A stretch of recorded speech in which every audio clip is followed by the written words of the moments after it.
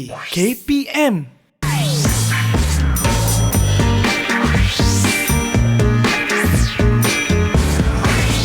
Didik TV KPM.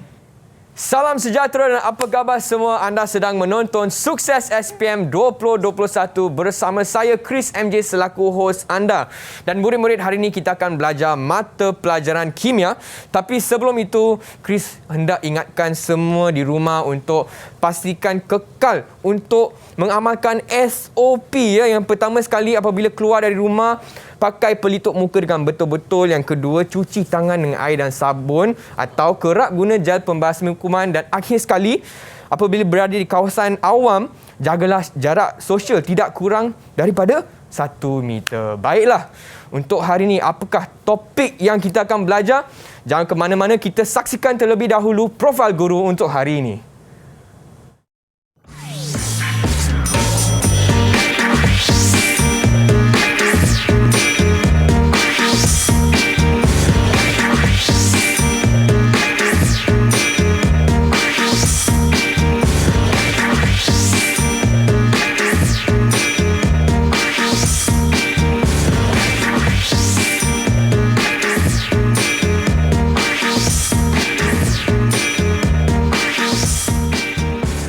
Itu dia bersama Chris di studio Didik TV pada hari ini ialah Cikgu Intan. Apa khabar Cikgu? Alhamdulillah saya sihat. Cikgu sihat? Ya Cikgu, pada hari ini kita akan belajar mata pelajaran kimia. Tetapi sebelum itu, topik apakah yang kita akan fokus pada hari ini Cikgu? Okey, kita akan fokus kepada keseimbangan redox siri 2. Kenapa siri 2? Sebab sebelum ini dah ada cikgu yang sampaikan untuk siri 1 tu. Okey. So hari ini kita akan fokus siri 2. Ya. Dan sebelum apa-apa cikgu, yang penting SOP ya cikgu, kita kena amalkan. Jadi boleh tak cikgu ke meja istimewa saya untuk pakai gel pembasmi kuman terlebih dahulu. Baiklah, Chris pun nak pakai cikgu. Okey. Dan sepanjang kelas hari ini kita akan tetap pakai pelitup muka, boleh ya cikgu? Boleh. Okey. Alright. Dan seterusnya kita juga nak bawa rakan-rakan kelas saya pada hari ini cikgu. Bukan sekadar di rumah saja tapi ada juga di Google Meet. Hai semua. Hai, dari SMK Sultan Yusof Batu Gajah Perak. Sekolah cikgu lah tu. Ya, betul. Hai semua. Okey, boleh tak Abang Chris minta anda semua perkenalkan nama dan juga cita-cita anda. Mari kita bermula dengan Nurul Afza. Hai. Hai, salam sejahtera dan Assalamualaikum. Nama saya Nurul Afza binti Cik Anwar. Boleh panggil Nurul atau boleh juga panggil Afza. Cita-cita saya untuk menjadi seorang juruterbang. Wow, okey ya. Abang Chris panggil Nurul lah, boleh ya? Okey, seterusnya jom kita berkenalan dengan Faizatul Mumtazah. Hai, apa khabar? Hai, selamat sejahtera dan Assalamualaikum. Nama saya Nur Faizatul Mumtazah binti Muhammad Nasir. Cita-cita saya nak jadi seorang doktor. Nak jadi seorang doktor. Mata pelajaran kimia memang penting lah cikgu untuk jadi seorang doktor. Baiklah, seterusnya Amar Al-Haziq. Apa khabar Amar? Amar? Hai, selamat sejahtera. Assalamualaikum. Nama saya Amar Al-Haziq bin Musa Asri. Boleh panggil saya A. Cita-cita saya nak jadi peguam syariah. Nak jadi peguam. Hebatlah Amar. Dan seterusnya, Abang Chris nak berkenalan dengan Akmal. Hai Akmal, apa khabar? Khabar baik, selamat sejahtera. Saya Muhammad Akmal Ashraf, jurusan boleh panggil saya Akmal. Ya. Saya nak jadi ahli mechanical engineering. Okey. Salam berkenalan Akmal. Dan seterusnya, Chris juga nak berkenalan dengan Syazwan. Apa khabar Syazwan? Oh, baik. Okay. Assalamualaikum dan selamat sejahtera. Nama saya Syazwan bin Syafawiza. Boleh panggil saya Syazwan. Dan cita-cita saya menjadi seorang kejuruteraan awam. Jurutera awam. Jurutera awam. Hebat. Dan akhir sekali, kita ada Murshidah. Hai Murshidah, apa khabar?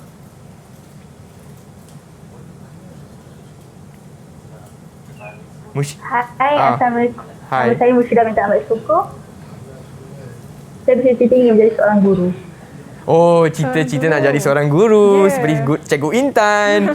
Baiklah Cikgu, sebelum kita teruskan untuk kelas pada hari ini, Chris juga nak tanya pandangan murid-murid mengenai topik pada hari ini Cikgu. Dan apa kata kita tanya Amar? Apakah pandangan anda mengenai topik pada hari ini?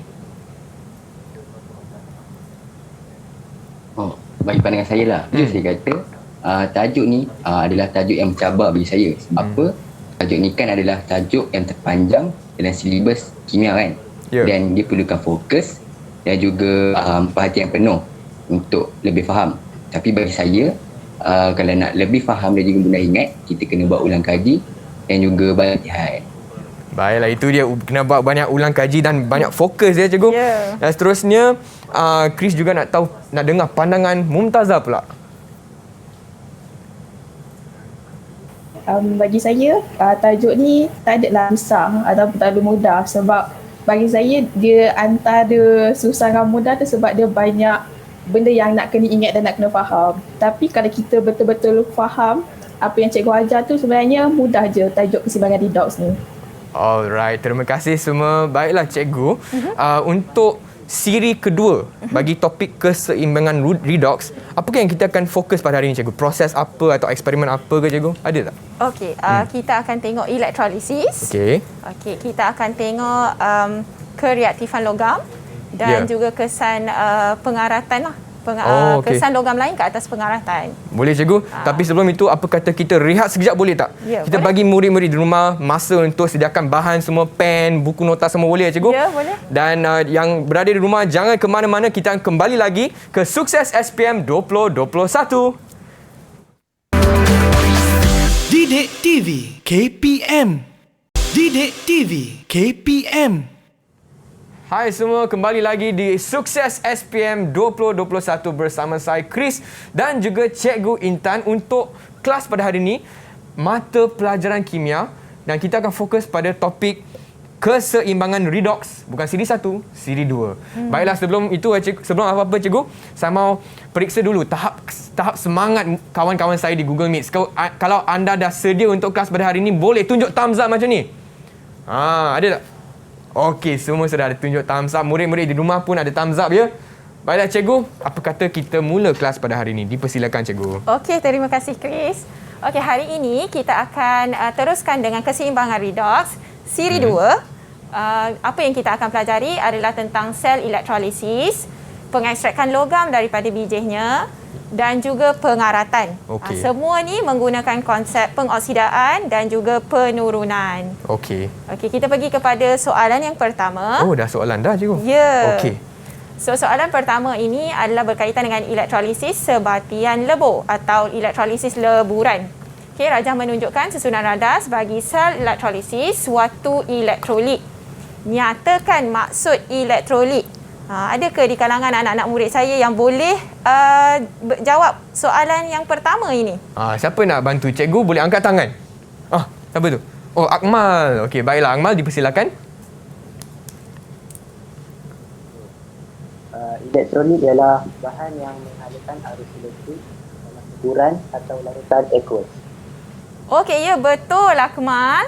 So, elektrolit ialah bahan yang mengalirkan arus elektrik dalam leburan atau larutan aqueous. Wow, hebat. Akmal dah dapat 1 markah je. Ya, betul. 1 markah dari situ. Bagus. Okey, soalan yang seterusnya, mengapakah mentol menyala? Okey, kalau kita nampak kat situ, mentol tu menyala kan? Ya, cikgu. Jadi, mengapakah mentol menyala apabila leburan plumbum 2 bromida digunakan sebagai elektrolit? Ada sesiapa boleh jawab kenapa mentol tu boleh menyala? Okey, Mumtazah, dipersilakan. Mentol-mentol tu boleh menyala sebab ada air-air yang boleh bergerak bebas. Ya, betul. So, mentol tu boleh menyala kerana adanya ion yang bergerak bebas yang boleh membawa cas elektrik itu. Okey, kita pergi kepada soalan yang seterusnya. Okey, cikgu. Okey. So, untuk soalan yang seterusnya, sebelum kita pergi kepada soalan ini, kita kena periksa dulu terminal pada bateri ni. So, kita ada terminal positif dan juga terminal negatif bateri. Lepas tu, kita ada elektrod karbon. Elektrod karbon ini ada satu tu anode, ada satu tu katod. Yang mana satu anode, yang mana satu katod? Ada tak sesiapa boleh beritahu saya? Yang mana anode, yang mana satu katod? Mungkin okeylah. Abang Chris nak tanya Mushidah. Yang mana satu anode, yang mana satu katod? yang anode dekat yang belah kiri. Okey, anode sebelah kiri. Okey, iaitu elektrod yang bersambung dengan terminal positif bateri. Okey. Dan yang kathod adalah yang sebelah kanan ini, iaitu elektrod yang bersambung dengan terminal negatif bateri. Terima kasih Mushida. Okey. So, yang seterusnya kita tulislah apa formula kimia bagi elektrolit kita. Elektrolit kita adalah plumbum 2 bromida. So PbBr2 adalah formula kimia bagi leburan ini. Okey. Okey, so daripada situ boleh tak sesiapa senaraikan apa ion-ion yang hadir dalam plumbum 2 bromida ini? Siapa nak cuba jawab? Okey, Nurul Afza. Dipersilakan. Pb2 positif dan Br negatif. Okey, kita betulkan sikit yang Afza punya jawapan tu. Ada silap sikit tu Afza. B tu kena huruf kecil kan? P huruf besar, B tu huruf kecil, tak apa. So Pb2 positif dan juga Br negatif. Okey, so itu untuk formula bagi ion-ion yang hadir dalam plumbum 2 bromida. Okey, kita tengok ion bromida ini dia pergi ke mana? Okey, kita tengok ion bromida ini bercas negatif. Okey. Okey. Ion yang bercas negatif akan bergerak ke anode dan ion yang bercas positif akan bergerak ke kathod. Sebab cas berlainan cikgu? Ya, dia senang nak ingat. Ya. Yang negatif, ion bercas negatif ke anode. Ada huruf N kat situ kan? Faham. Okey, dan yang bercas positif ada simbol tambah kat situ. Betul. Rupa macam huruf T kan? So dia ke kathod. Itu dia tips. Okey, itu cara mudah nak ingatnya lah. Okey. Okey, kita pergi kepada soalan yang seterusnya. Okey cikgu. Kita nak tengok pemerhatian di anode. Cikgu, tapi gambar Raja ni tak berapa jelas cikgu. Macam mana kita nak bagi pemerhatian cikgu? So dekat sini sebenarnya ada video di mana mereka telah jalankan eksperimen untuk elektrolisis leburan plumbum 2 bromida ni. Jadi kita tengok video dulu. Baiklah, jom kita saksikan video tersebut.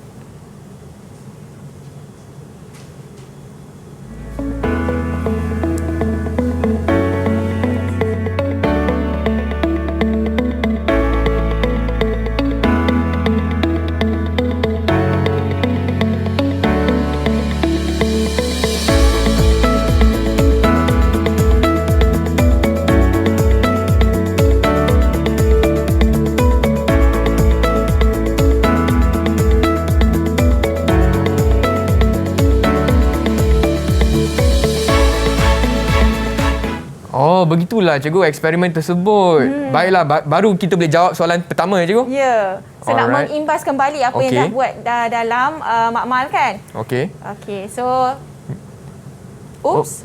Tak apa. Ke mana kita? Next, mungkin slide seterusnya cikgu. Ya, okey.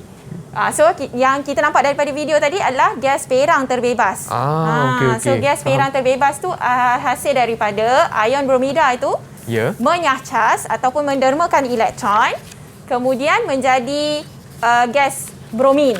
Sebab itu kita boleh tulis tengah persamaan di anode itu. Kemudian elektron itu akan kita tengok elektron tu ke mana. Tadi ion bromida dah menyah cas atau mendermakan elektron. Lepas tu elektron itu akan bergerak di dalam wayar ke mana? Dia ke kathod. Siapa yang ada di kathod tadi? Ion apa yang ada di kathod tadi adalah ion plumbum 2. So ion plumbum 2 ni akan buat apa di situ? Ada sesiapa boleh jawab tak soalan ni? Siapa nak cuba? Untuk soalan D1 cikgu. E1. E1. Okey, Syazwan. Menangkap pepejal kelabu terbentuk. Okey. Macam mana boleh terbentuknya pepejal kelabu tu ya? Kita tengok dulu ion plumbum 2 tu akan terima elektron membentuk atom plumbum. So atom plumbum ni adalah satu logam. Seperti yang kita tahu, logam-logam biasanya berwarna kelabu. So sebab itu kita nampak dia sebagai pepejal kelabu terbentuk. Cikgu, Chris ada soalan cikgu. Ya. Ini pepejal kelabu ni bagaimana cikgu dia punya rupa cikgu? Okey, kita ada satu lagi video untuk tengok macam mana rupa pepejal kelabu ini. Baiklah cikgu, jom kita saksikan. Pepejal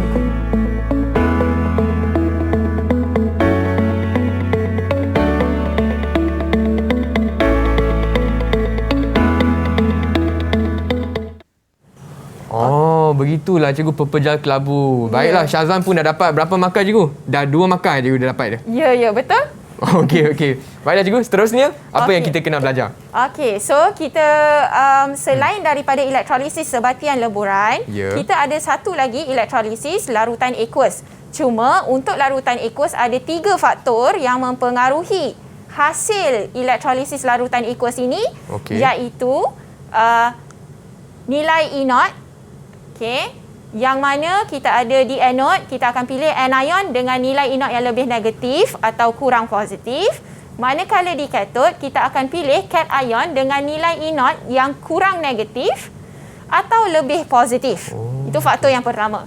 Faktor yang kedua, kepekatan larutan jika ada larutan halida. Ada tak sesiapa anak murid saya yang boleh bagi tahu halida ni apa sebenarnya? Siapa nak bantu cikgu? Abang Chris dah lupa dah sebenarnya. Okey, mungkin boleh tanya Murshidah. Baiklah Murshidah. Apakah itu halida?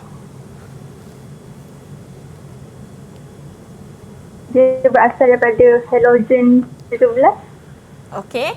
Ion daripada halogen itu bila menjadi ion dia jadi ion halida. Ya, ada Murshidah tahu ke apa ion-ion ni? Contoh ion ini? Ion bromida, klorida, iodida. Ya, betul. Wow, hebat Murshidah. Ya, ion klorida, ion bromida dan ion iodida. So, jadi kalau kita jumpa dalam soalan, larutan tu pekat. Lepas tu, dia adanya ion-ion ini, maksudnya kita tak pilih nilai E0 dah. Kita tak pilih berdasarkan nilai E0, kita akan pilih ion halida itu. Okey, faham. Tapi di kathod, tak ada perubahan. Kita masih pilih cation yang nilai E0-nya kurang negatif ataupun lebih positif. Faktor yang ketiga adalah jenis elektrod. Jenis elektrod ni ada lengai dan juga aktif. Cikgu, lengai tu maksud apa cikgu? Ya. Ada tak sesiapa boleh bagi contoh elektrod yang lengai? Boleh, Abang Chris dah lupa lah. Lengai ni apa? Amal. Okey, Amal.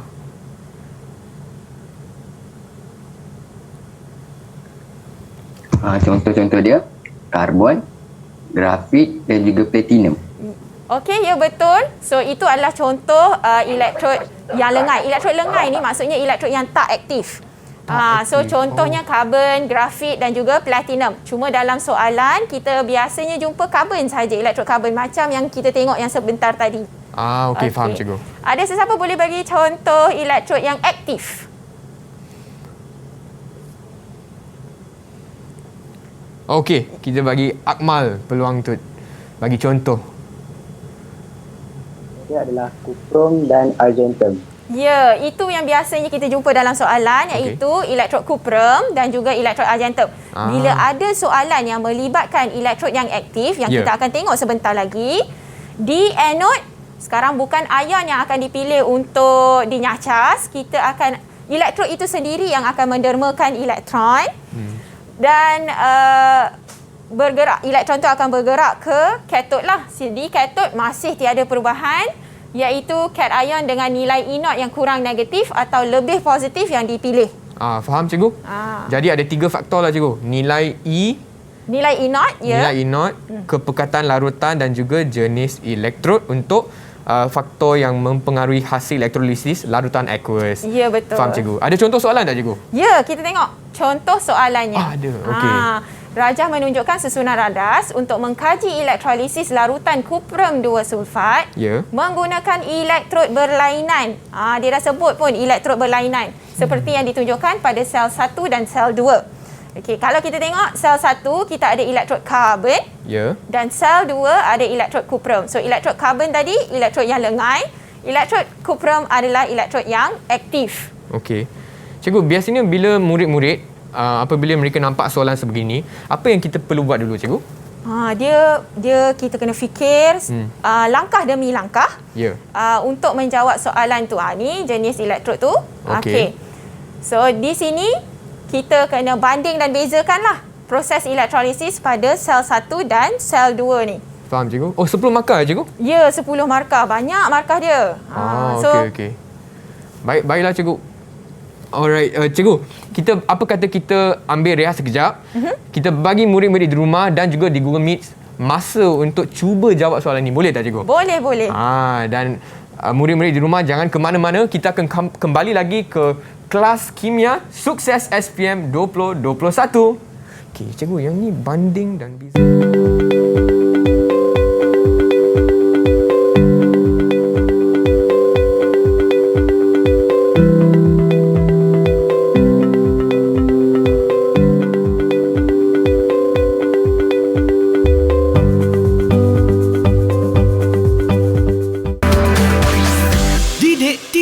KPM.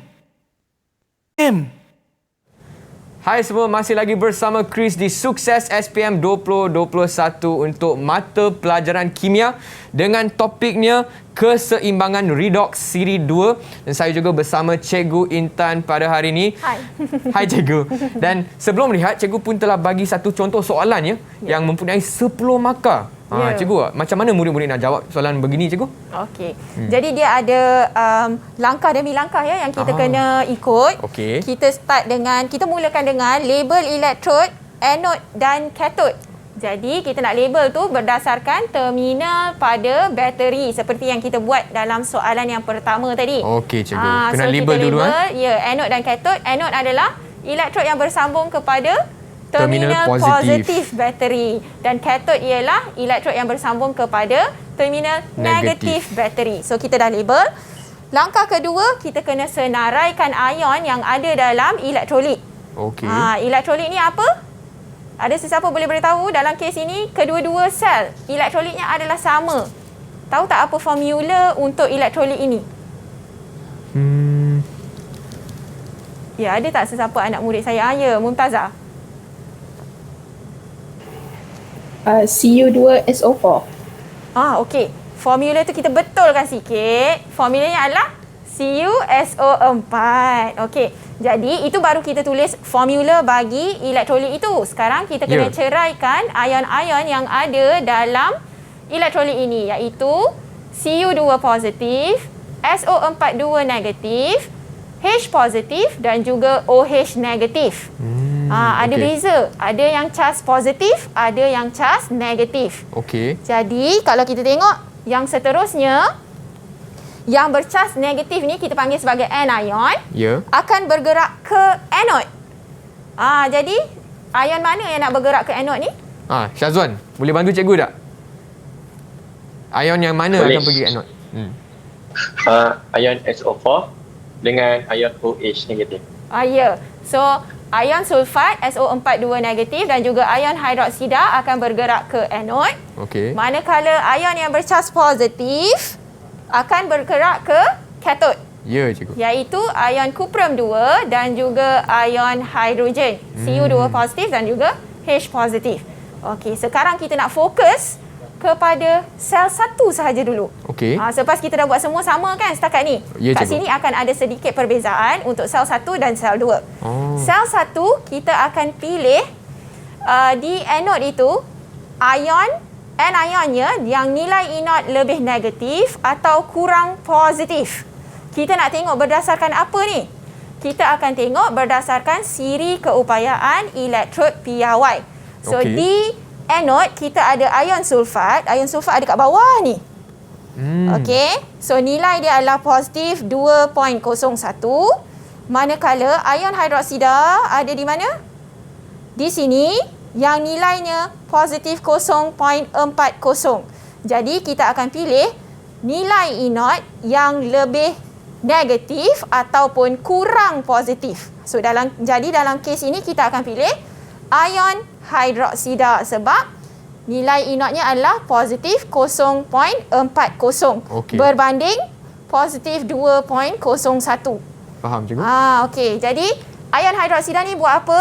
Ion hidroksida akan derma elektron. Elektron tu akan bergerak dalam wayar sampai ke katod. Di katod kita ada 2 ion tadi kan? Jadi kita akan pilih siapa pula?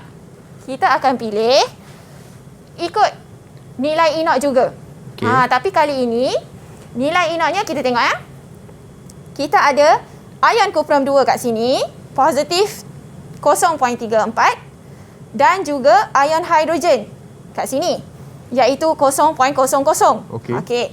So, jadi kita akan pilih nilai inert yang lebih positif, iaitu ion kuprum 2 lah, sebab nilainya adalah positif. Berapa tadi? 0.34. Ya. So kita pilih ion kuprum 2. Tapi bila kita tengok sel 2, Ya, cikgu. okey. Sel 2 ni berbeza sebab kita guna elektrod kuprum. Bila kita guna elektrod kuprum tadi, dia adalah satu elektrod yang aktif. Oh, bukan Jadi- lengai, cikgu?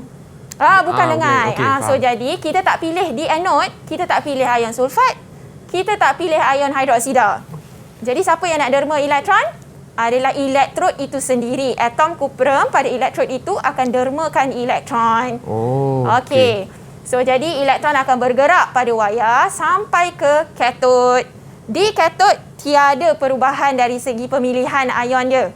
Oh, So dia hanya berbeza di anode sahaja. Di anode sahaja berbeza. So kalau kita tengok dekat sini sahaja yang berbeza. So kita tutup yang ni. Kat sini berbeza sebab faktornya adalah elektrod yang aktif. So dia akan berbeza di sini sahaja. Okey. Di katod tiada perubahan. Sama je lah, pilih, cikgu. pilih yang Okey. sama, iaitu masih pilih ion kuprum 2 sebab nilai inert bagi ion kuprum 2 adalah lebih positif berdasarkan siri keupayaan elektrod piawai ini. Faham, cikgu? Jadi murid-murid memang kena pandai label dulu lah, cikgu. Gambar rajah, Ya. faham dia punya sel Ya. 1, sel 2 proses dengan Kita ion. sebenarnya menganalisis rajah ini. Okey, faham, cikgu. Okey, jadi kalau kita nak jawab, kita boleh jawab dalam bentuk jadual. Ini yang saya nak pesan kepada semua murid kimia. Untuk kimia, kita boleh jawab soalan dalam bentuk jadual supaya jawapan kita lebih tersusun, lebih jelas kelihatan. So, kita dah sampai ke peringkat, kita nampak ada, kita dah pilih ion hidroksida di sel 1, kita dah pilih sel 2. So, jadi kita boleh tulis setengah persamaan berdasarkan siri keupayaan elektrod piawai ini. Okey. Cikgu, Chris ada soalan. Ya. Untuk siri, apa cikgu? Siri keupayaan Elektrod piawai. elektrod piawai, murid-murid di rumah kena hafal ke? Jangan hafal. Kita takkan takkan mampu untuk hafal senarai ini. Sebabnya dalam peperiksaan untuk mana-mana soalan sama ada di kertas 1 atau kertas 2 akan diberi nilai ini. Dia dah beri setengah persamaan ini, kemudian dia beri juga nilai untuk soalan yang berkaitan lah. Nasib baik, cikgu. Ya, murid-murid hanya perlu tahu macam mana nak guna siri keupayaan elektrod piawai. Sebab itu tadi, kalau ingat, kita pilih ion negatif tu macam mana? Nilai inert dia lebih negatif ataupun kurang positif. Jadi kita rujuk saja meja ni. Lepas tu yang katod, di katod kita pilih kat ion yang nilai inertnya lebih positif ataupun kurang negatif. So jadi kena tahu itu sahaja. Jangan hafal. Jangan hafal. Okey. Okey, so jadi daripada situ kita bolehlah jawab perbandingan antara kedua-dua sel ini. Okey, dia akan ada berbeza sebabkan tadi di sel 1 kita dah pilih ion hidroksida untuk mendermakan elektron. Maka akan terbebaslah gas oksigen. Gas oksigen ni kita tak akan nampak dia keluar perkataan O2 macam tu, betul, takkan. Betul, cikgu. Kita hanya akan nampak gelembung gas itu tidak berwarna terbebas. Tidak berwarna? Ya, gelembung gas tidak berwarna. Okey. Dari situlah kita tahu gas oksigen itu terbebas. Faham. Untuk di sel 2 pada anode kita, disebabkan elektrod kuprum, atom kuprum itu mendermakan elektron, macam kita, kalau kita dermakan duit, poket kita jadi nipis.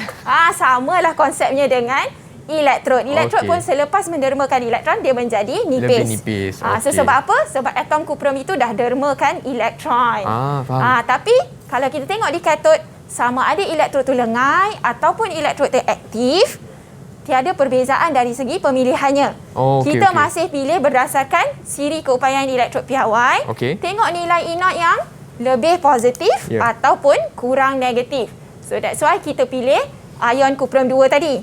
Ion kuprum 2 terima elektron untuk jadi atom kuprum. Faham. Atom kuprum ni kita akan nampak dia sebagai pepejal berwarna perang. Perang. Yang akan terenap di katod. Katod itu. Terenap ni dia macam melekat. Tetapi kita tak boleh guna istilah melekat.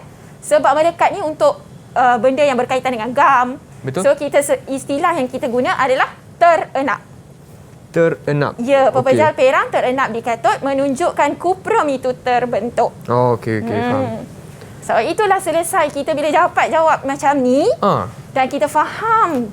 Kita dapat dah 10 markah tu tadi. Ya, cikgu, proses elektrolisis ni nampak kompleks sangat, cikgu. Ya, betul. Tapi dalam kehidupan seharian kita ni, ada ke aplikasi elektrolisis? Ada, mesti ada aplikasi dia.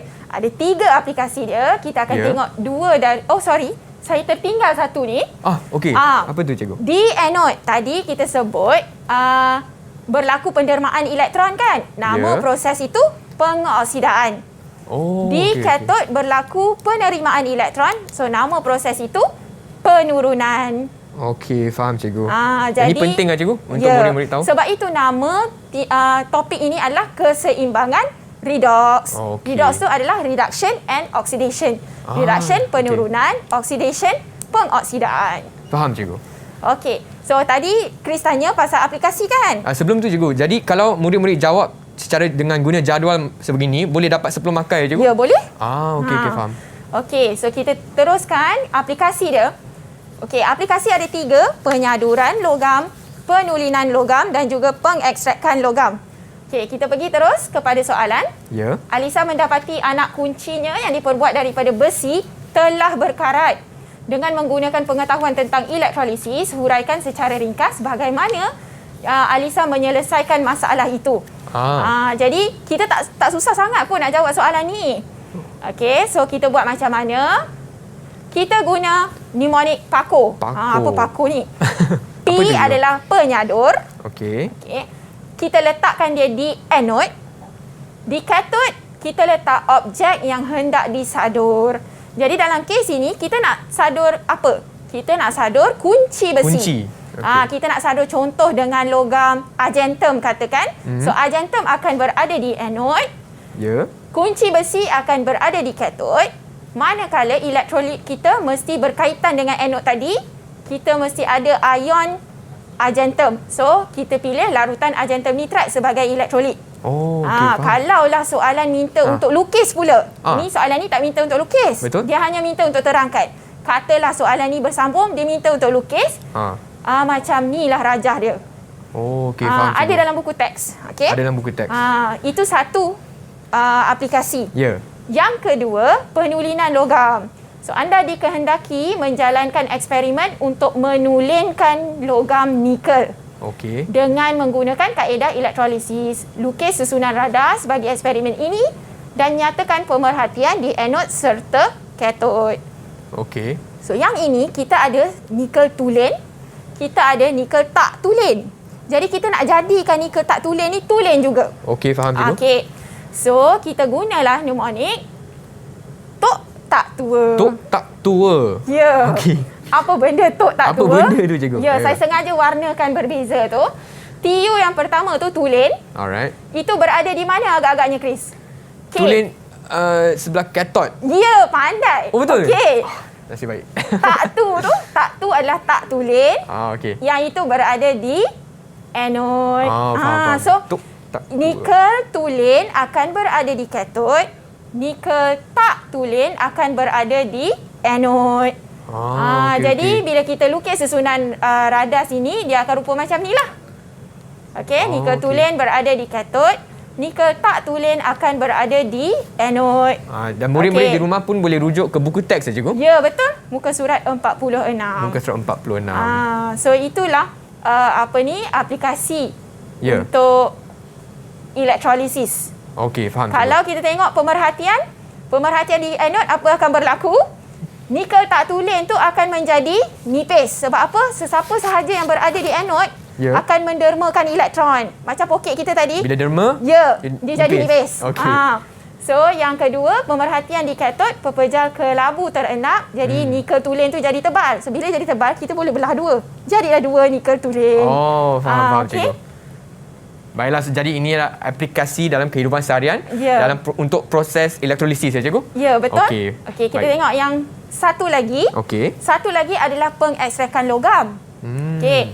Pengekstrakan logam ni hanya logam-logam yang reaktif ni kita guna elektrolisis untuk mengekstrak logam daripada bijihnya. Contohnya macam natrium klorida. Kita nak natrium sahaja daripada natrium klorida.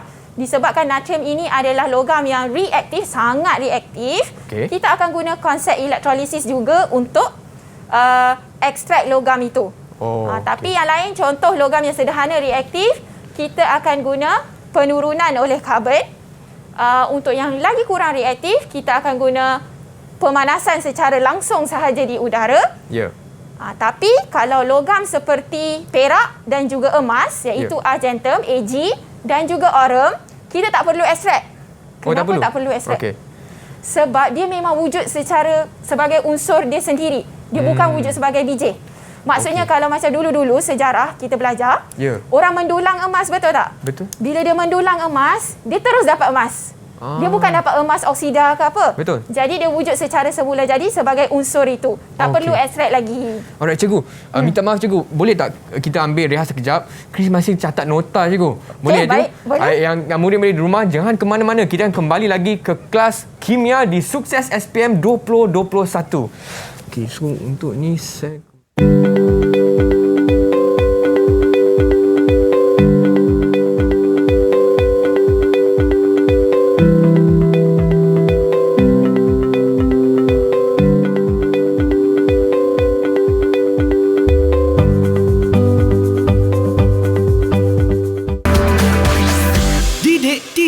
KPM. Didik TV KPM. Hai semua, kembali lagi di Sukses SPM 2021 bersama saya Chris MJ dan juga Cikgu Intan untuk kelas mata pelajaran kimia untuk hari ini dengan topik keseimbangan redox siri 2 dan Cikgu Intan baru saja terangkan lebih tentang aplikasi proses elektrolisis. Dan sekarang untuk siri kereaktifan logam, Cikgu Chris ada satu soalan cikgu. Yang untuk siri ni kita kena hafal ke cikgu? Kita kena ingat, tapi ada cara mudah nak ingat. Ada? Macam mana? Okey. Senang je. Cara nak ingat dia adalah kalau nak, mesti ada cukup zakat fitrah supaya perkahwinan kekal hingga aman abadi. Wow, okey. Ini tips dia. Kalau kalium, nak natrium, lepas tu magnesium, aluminium, karbon, zinc, ferrum, stannum, plumbum, cuprum, mercury, argentum dan juga aurum. Okey. Kita warnakan merah untuk karbon ni supaya kita nampak, kita ingat yang logam-logam di atas karbon itu kita akan ekstrak secara elektrolisis. Okey. Jadi kalau kita tengok soalan seterusnya. Cikgu, sebelum itu Cikgu Chris nak tanya kawan-kawan saya di Google Meet semua sedia tak untuk jawab soalan? Kalau sedia boleh tunjuk thumb macam ni. Nampak tu. Okey, bagus. Dipersilakan cikgu. Okey. So logam yang manakah boleh diekstrak daripada bijihnya melalui proses elektrolisis? Ada siapa yang boleh jawab soalan ni? Siapa nak cuba? Mudah je ni. Okey, Amal dulu. First come first serve.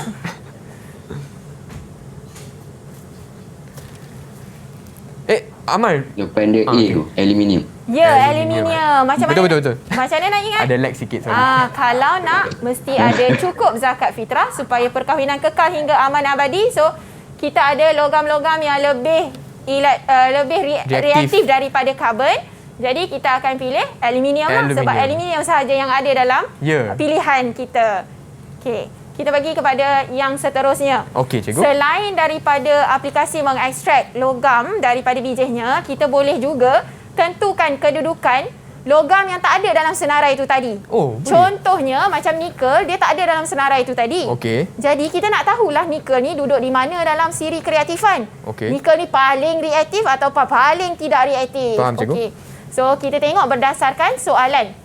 Soalan yang pertama, poin yang pertama, tiada tindak balas berlaku apabila nikel dipanaskan dengan zinc oksida. Dia lebih nampak kalau kita tulis dalam bentuk persamaan kimia.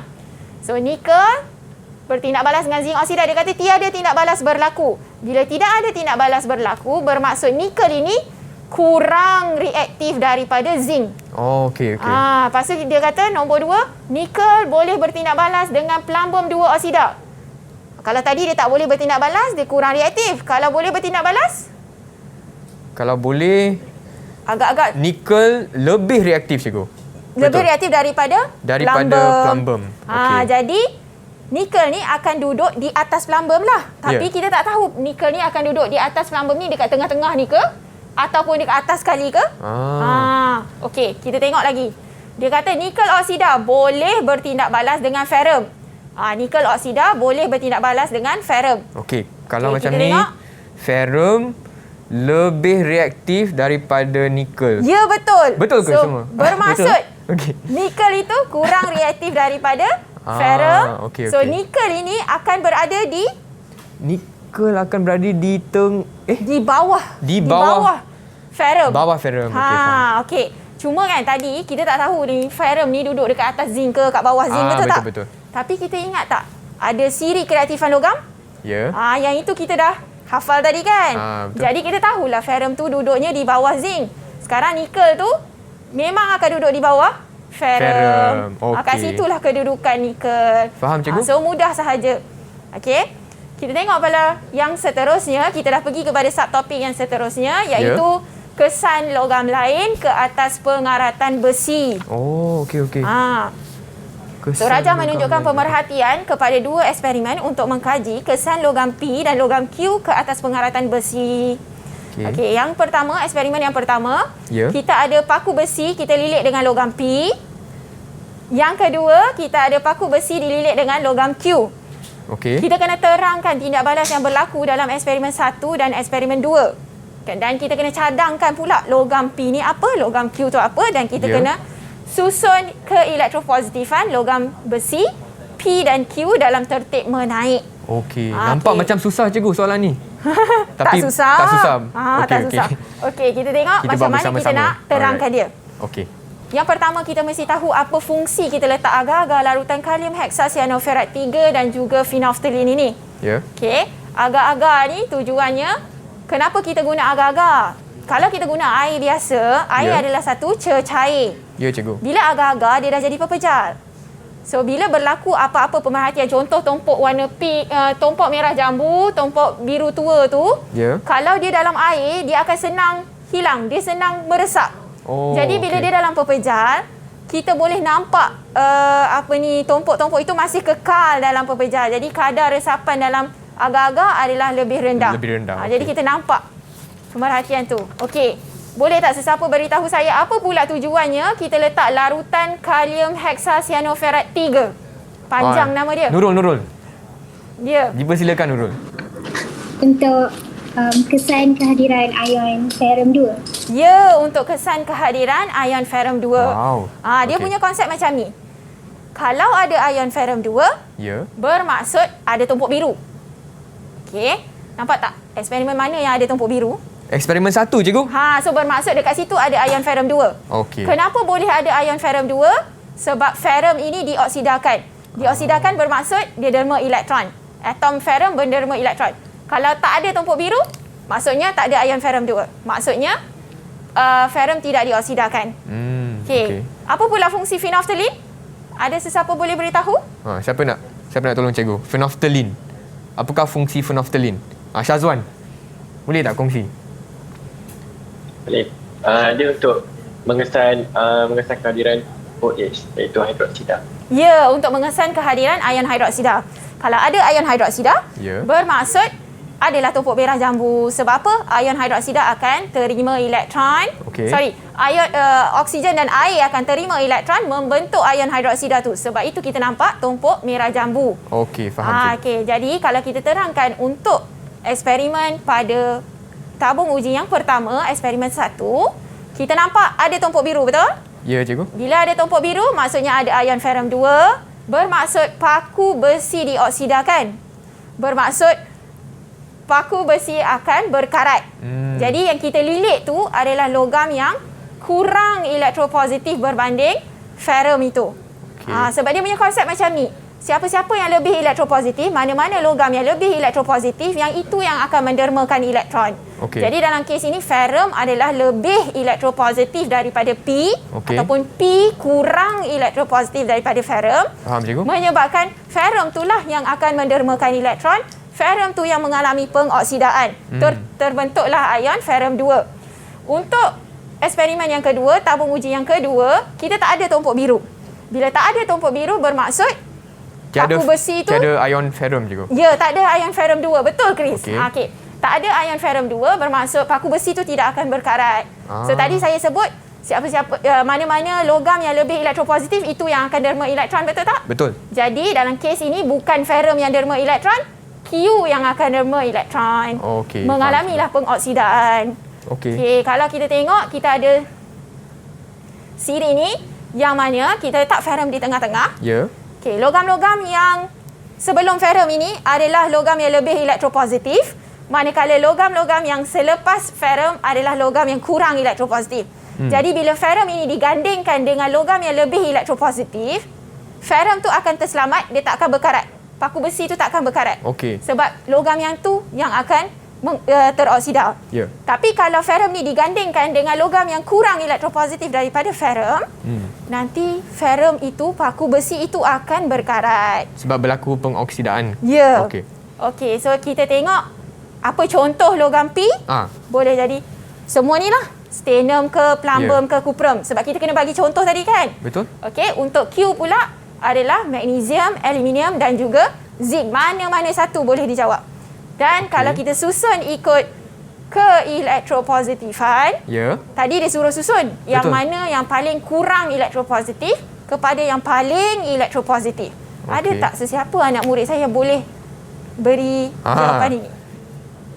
Mungkin Abang Chris nak tanya Mumtazah lah. Mumtazah pun belum jawab kan tadi. Okey, boleh cuba. Susunan dia logam P, ferrum, lepas tu logam Q. Ya, betul. Okey, kita ada kita ada P, ferrum, lepas tu Q.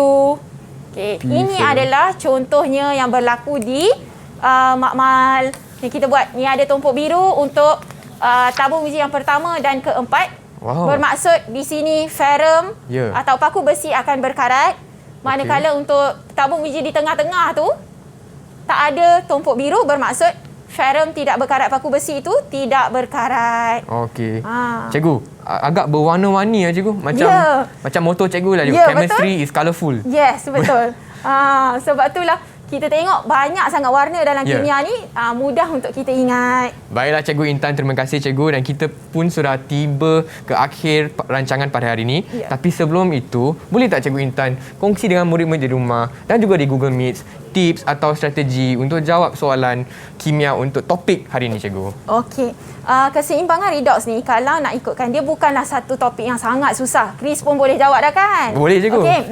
Jadi sebenarnya kalau kita betul-betul faham konsep pengoksidaan dan juga penurunan, kita boleh nampak berlaku pengoksidaan di mana, berlaku penurunan di mana. Dalam elektrolisis ada, dalam pengaratan ada, dalam kereaktifan pun ada. Baiklah Cikgu, terima kasih. Dan Abang Chris juga nak ucapkan terima kasih kepada kawan-kawan sekelas saya pada hari ini dari SMK Sultan Yusof Batu Gajah Perak. Semua okey hari ini? Kalau okey bagi thumbs up atau lambailah sikit, senyum sikit.